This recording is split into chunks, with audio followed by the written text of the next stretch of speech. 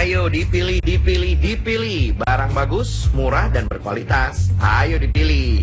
Ini dia, usaha rumahan grosir pakaian yang barangnya tidak langsung didatangkan dari pabrik. Siapa coba yang tidak tertarik datang ke sini? Nah, mereka yang datang ke sini rata-rata berbelanja dalam jumlah yang banyak sekaligus. Karena belanja baju-baju di sini bisa untuk diperdagangkan lagi di luar. Berbekal pengetahuan yang cukup di bidang konveksi pada tahun 2008 silam, Eko Kusnur Hadi yang saat itu masih tercatat sebagai karyawan di sebuah pabrik garmen di daerah Cikarang, Bekasi, rupanya telah memulai usaha grosir pakaian di rumahnya.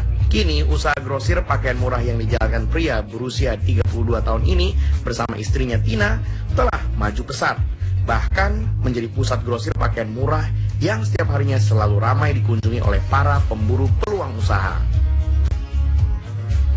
Meskipun persaingan usaha dalam bidang yang sama di luar sana terbilang ketat, tapi mereka tidak ambil pusing soal itu. Justru mereka semakin termotivasi untuk mempertahankan sekaligus mengembangkan strategi usaha baju kiloan ini.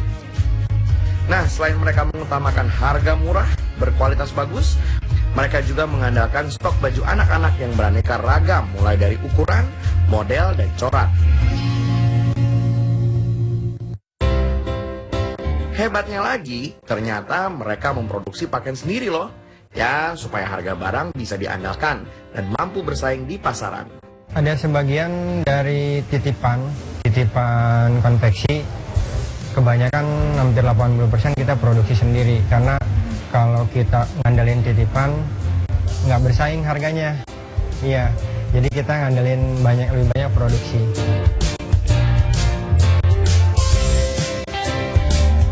Ya, ingat pemirsa, jangan takut rugi memasarkan barang dagangan dengan harga yang murah. Justru dengan demikian, banyak pelanggan yang akan datang pada kita. Kalau untung buat kita sekitar 2.000 atau 5.000 rupiah, mestinya kita sudah bersyukur. Coba lihat ibu yang satu ini. Ia merasa terbantu dengan adanya usaha grosir pakaian murah ini. Karena dengan adanya bidang usaha seperti ini, kita sudah membantu orang-orang di sekitar kita untuk menemukan sumber penghasilan baru. Iya, untuk didagangin lagi biasa orderan gitu.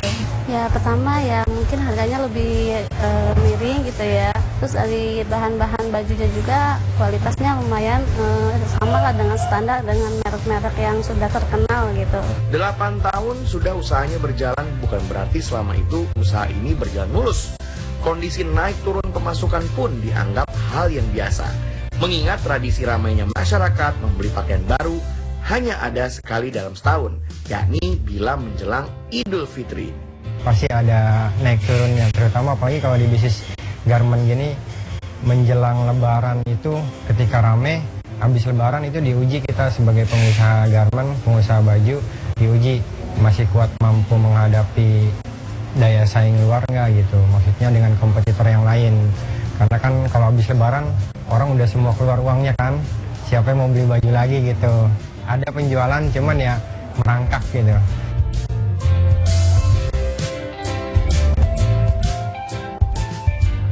Tidak berhenti sampai di situ saja. Ternyata dalam melebarkan sayap usahanya, pengusaha grosir pakaian murah ini juga memanfaatkan media online sebagai sarana pemasaran. Sehingga dengan cara demikian, ia bisa memenuhi kebutuhan pelanggan yang tersebar luas di berbagai penjuru Nusantara melalui kantor-kantor cabang distributor dan reseller agen baju yang tersebar di seluruh Indonesia. Nah, kalau sudah menguasai cara berbisnis seperti ini, nggak usah khawatir usaha takut sepi deh. Konsep usaha rumahan grosiran ini terbilang simpel, sebab kita tidak terlalu memerlukan tempat yang luas untuk menjalaninya. Siapapun yang niat bisa melakukannya di mana saja.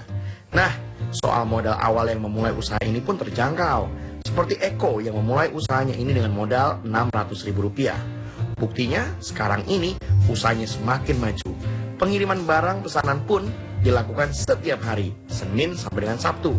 Bayangkan pemirsa, setiap harinya lebih dari 1.000 potong baju dikirim dari sini ke daerah-daerah. Hasilnya dari penjualan grosir